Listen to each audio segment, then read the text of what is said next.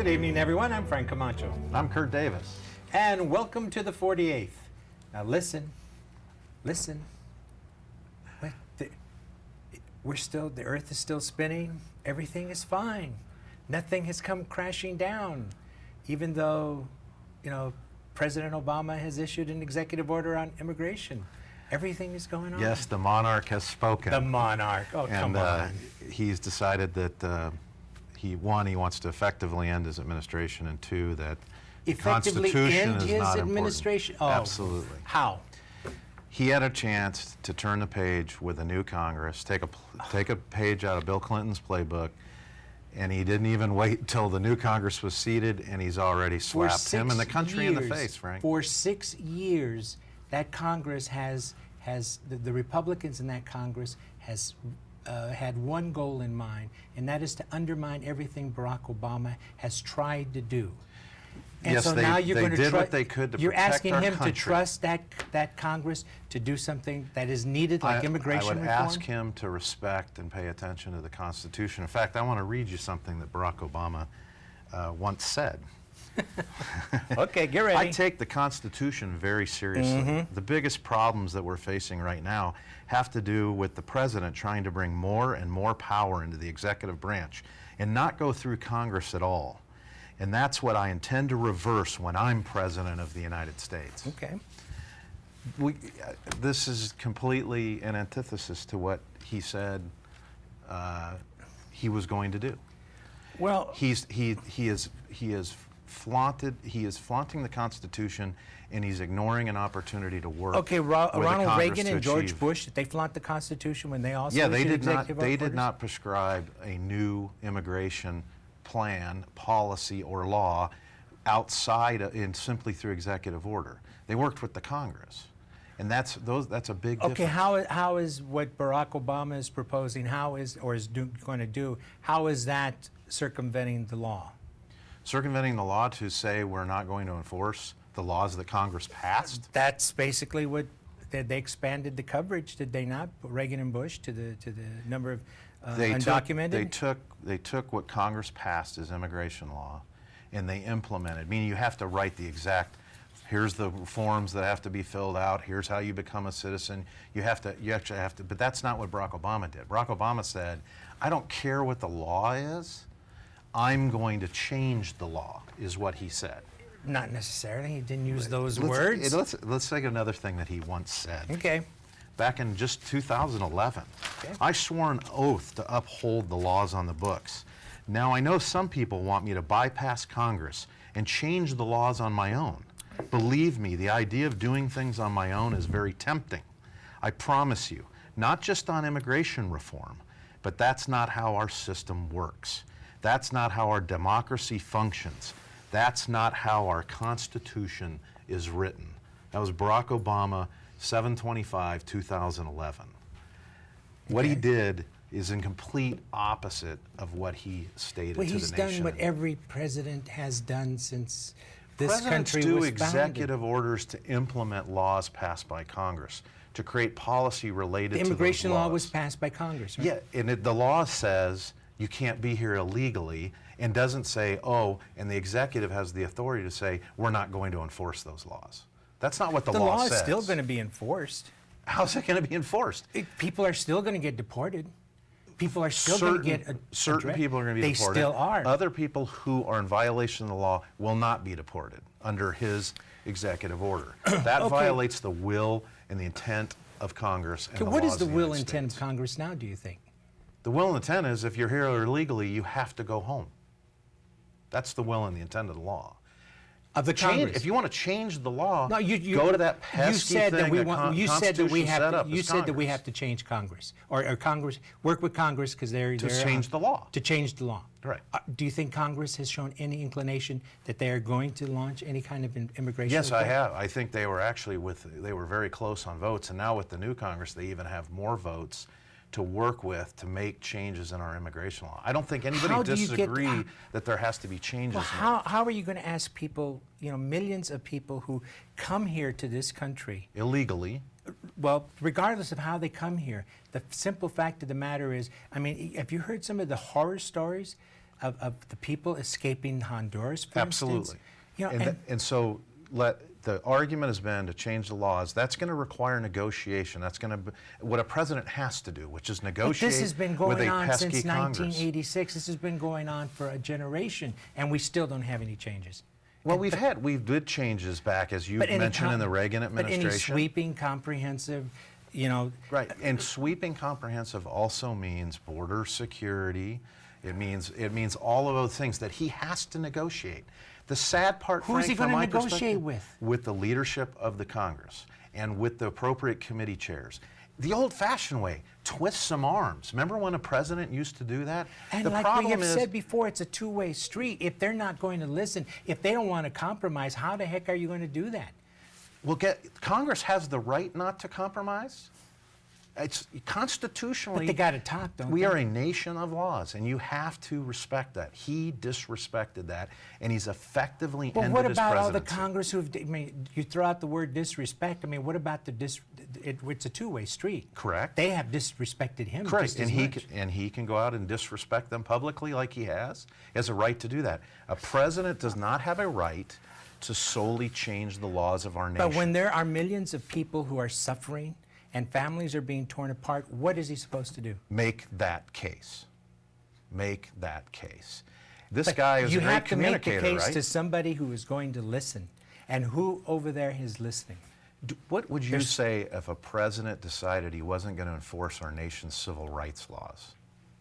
You'd probably be pretty upset about it. Giving that kind of authority or looking the other way while a president makes a mockery of our nation's Constitution, I don't think is an it's a effective mockery way of the Constitution. of being the leader of our nation. I also think that it's probably the inscription on the Statue of Liberty. They're trying to do that, the huddled masses, the people who are dying, for God's sake. You know, they're coming from that kind of atmosphere. They're coming to this great paradise on earth called America. Absolutely, and you have laws to govern how that is Then why done. don't we make the laws We're not a little... banana republic, and we can't act like one. We are a good and just nation. Why Yes. don't we act like a good and just And nation? I would trust that they could come to an agreement And I'm on sorry, reform. but they have not. They have had ample opportunity, and they haven't done it. And so- sometimes progress is slow, Frank. You know that.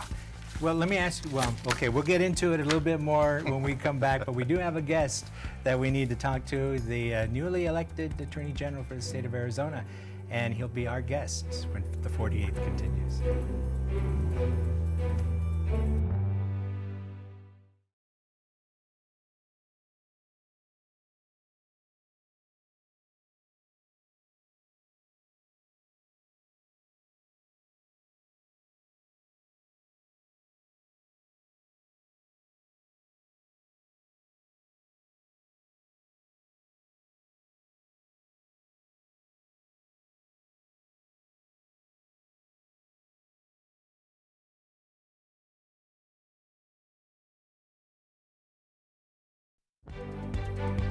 Mark, congratulations. Wanted to know, what is the most pressing issue facing Arizona's Attorney General right now? Welcome back to the 48th, and that is the Mark that was alluded to in the question is Mark Brnovich, the Attorney General-elect for the state of Arizona. Welcome to the show. Thank you, Frank, so much for having me. Yeah, and for full disclosure, I just wanted to point out I'm a non-paid volunteer on Mark Brnovich's transition team. Okay. Now that we have all that out of the way, let's get to the question. What is the most important issue? Well, I think that what we talked about throughout this campaign is who is going to keep our families safe. And so the real question is, what can we do at the Attorney General's office to make sure that the lawyers and the people working there are working hard every day to keep our families safe? And I think that starts with the structure of the office. It starts with making sure that we have good people in places where they can be successful, and making sure that we know the mission is to work hard every day to protect the most vulnerable, the kids, to make sure that agencies like CPS, Child Protective Services, are getting the advice they need, to make sure that we're prosecuting those cases involving elderly abuse or when people are being scammed and taken advantage of, and also making sure that we're working hard every day to protect our state sovereignty against the encroachment of the federal government when it promulgates rules and regulations that have a devastating impact on our economy. In the past year, especially, the stench that came out of that office with the current Attorney General. I mean, it was rejected by voters on the Republican side. You beat him in the primary. And was your election, do you think, just a further condemnation of Tom Horne's actions as the Attorney General? Well, I will tell you what, Frank, when I got into this race, I consistently talked about, and I was a former state prosecutor, federal prosecutor, and I used to always talk about the fact that when you're a prosecutor, when you hold the power of government, you can take away people's livelihoods, their life, liberty, property. You will always be held to the highest standard. And frankly, if I thought Tom Horne had been meeting those standards, I would have never got in this race. I think that he had become bogged down and mired in personal and ethical issues, scandals, and that made him ineffective at doing his job of protecting Arizona. And that's why I got into this race. But as I said when I got in, I will put my resume up against anybody. And I said that in the primary, I said it in the general election. I've been a real prosecutor. I've prosecuted, violent criminals. I've prosecuted corrupt public officials. I've run a law enforcement agency. I've done amicus briefs at the Supreme Court. So I think when folks got a chance to know me and see me and appreciate the passion that I was going to bring to that job as someone that grew up here in Arizona and that really is not a politician. As you know, I've never run for office before, and this was truly about serving and giving back to my community and making this a better place for all of our families. I'm going to ask you a question about that, because during campaign people hear a lot about your positions on issues. There's a whole other side to Mark Brnovich, which is, tell people and our viewers a little bit more about what makes you tick. Your past, I know you have an interesting family history. Why don't you give us a little bit about Mark Brnovich, the man? Well, I always think if you want to know about the person, you probably need to know where they come from. And I always start off with, I shouldn't say always, but I've now politically, you start off, I talk about the fact that, my mother was an immigrant to this country, and she had lived in the former Yugoslavia, lived through the horrors of World War II, then lived through communism. And so when she came here as a young woman to the United States, she really instilled in my sisters and I a deep love and appreciation for this country, but that we had an obligation to keep that torch of liberty and freedom burning and to pay it forward for the next generations. And I think that's what has led to a lot of my career choices, whether it was serving in the Army National Guard, in the reserve component of our military, whether it was being a prosecutor. We were just taught and always raised that we needed to give something back. And my faith teaches me that as well. And so, those are my guiding principles, my guiding star, and that's kind of what's led my career choices. And I've never had any sort of master plan. As you know, I've never run for office, and just there's been times where I feel like you need to step up. Ronald Reagan used to say, "Don't be afraid to see what you see." And I thought that what was going on, especially in the Attorney General's office, was something, as someone who grew up here in Arizona, went to public schools, 1st grade through 12th grade, graduated from ASU, I just thought it was unacceptable. Like, we could do better. Shouldn't be a campaign slogan, but essentially that's what it became. So on another note is, what's the one thing so far as you've begun transitioning, what's the biggest surprise you've found so far about as you prepare to become the Attorney General? Well, I think that when you don't pay your transition team, they don't do a very good job. I'm just kidding. No, thank you very much as you disclose that. You've been amazing, and you've been around this a long time.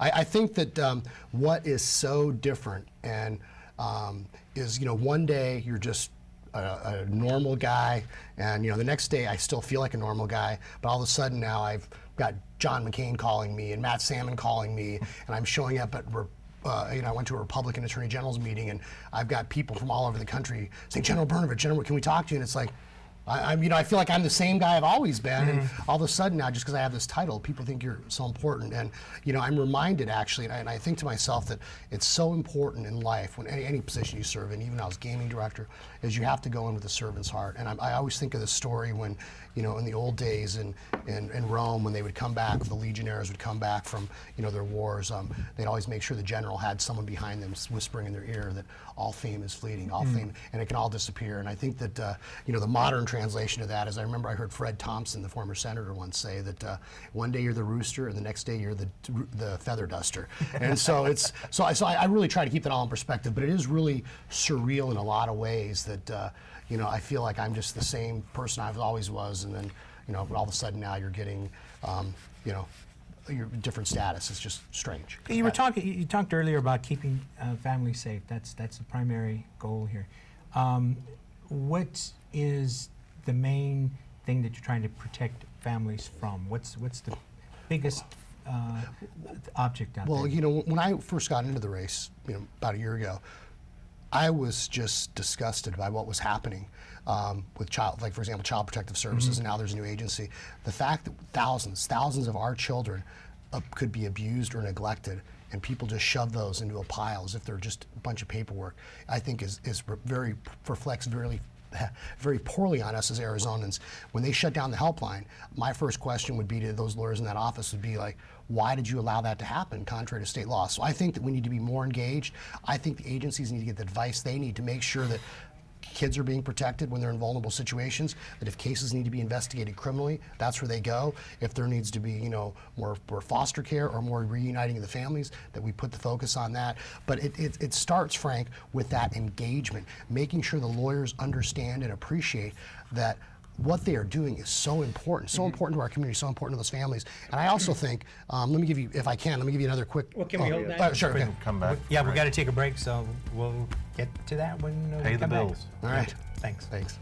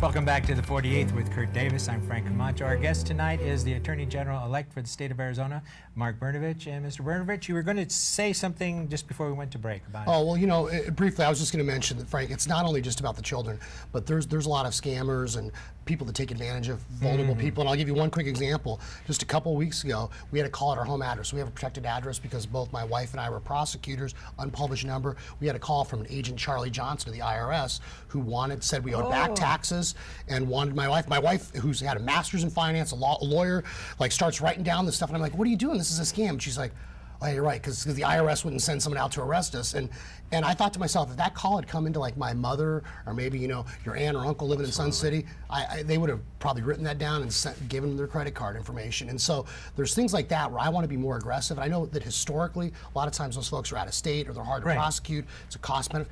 I think that it's important that we go after some of those folks, send a message that we're not going to tolerate this in Arizona. If they want to do that, they're going to have to go somewhere else. Very quickly, getting back to the children real quick, is it more important to you to keep children, families together, or child safety? And that's a really difficult question.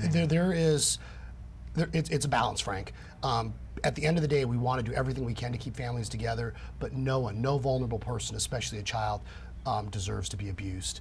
And so you can punish your kids, but that doesn't mean you should physically abuse them. Is there new state laws needed to we- really increase that balance? Well, we are going to definitely take a look at that. I do think that as a state, we need to be much more proactive. And I've got some ideas that we're probably going to sit down with the new governor and with the legislature and talk about. Is there a way for us to be more proactive to make sure that the cases that are truly abuse and neglect, those cases get prosecuted, those kids get put in a safe situation, and where you have cases of maybe poor parenting, that maybe we get those resources or that education and training to help those parents become better parents.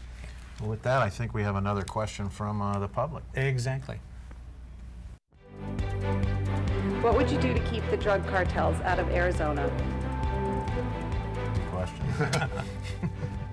Well, Go ahead. as you know, I was a gang prosecutor, and I think this starts with being really aggressive and going after the cartels, especially the leaderships that is smuggling drugs and people into this country. And that, whether that means using, the RICO statutes, the racketeering organized corrupt organization statutes, whether that means using the money laundering statutes in Title 13 to go after the financing and the money that they're using to perpetuate violence in our neighborhoods.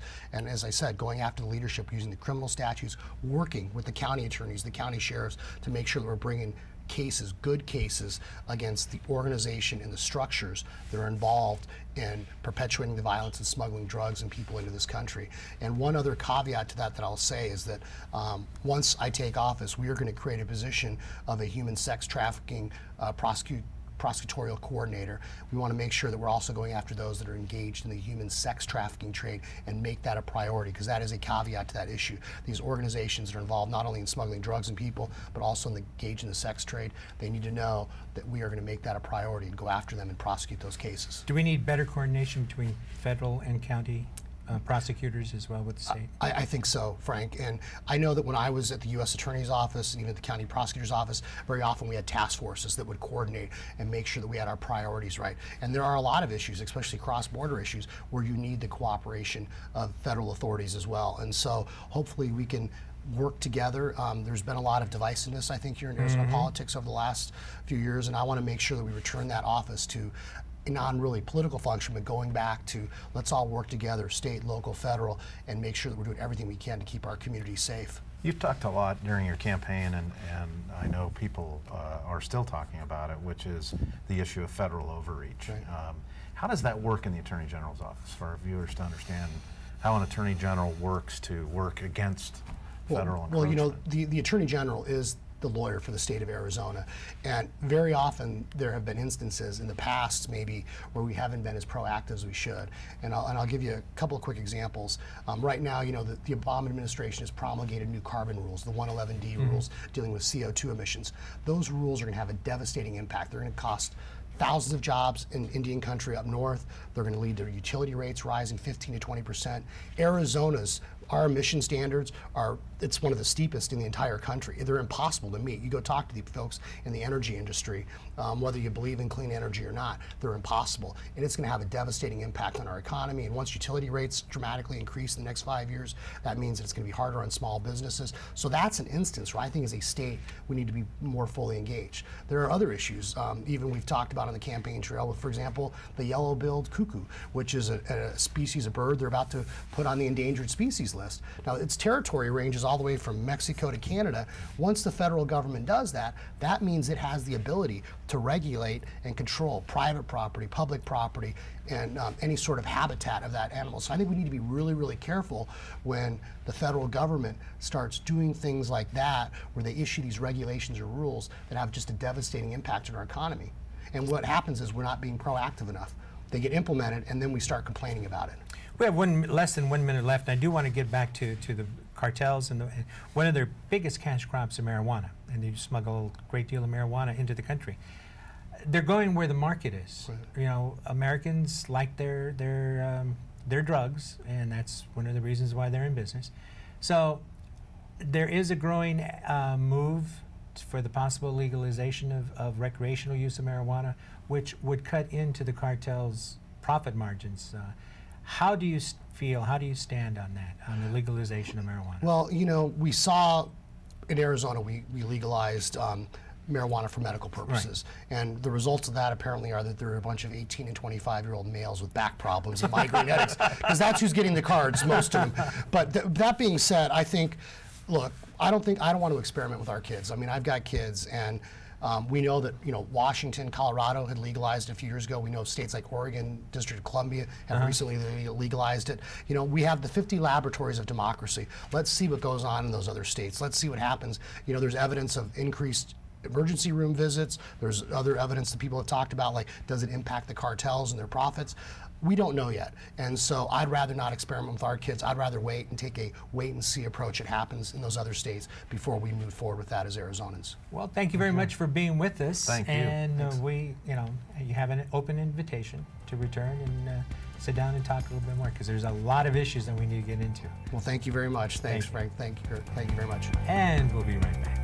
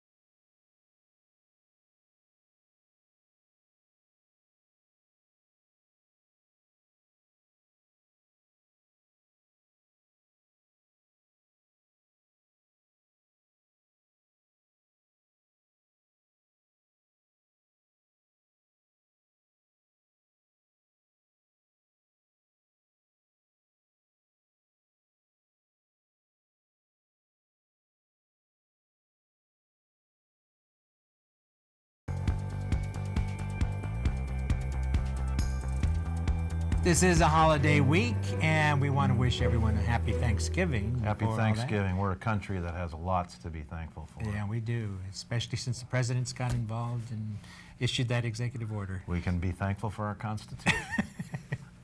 Have a great week. Next week, because of the holiday, we're going to repeat the show with Senator John McCain. See you then. Happy Thanksgiving.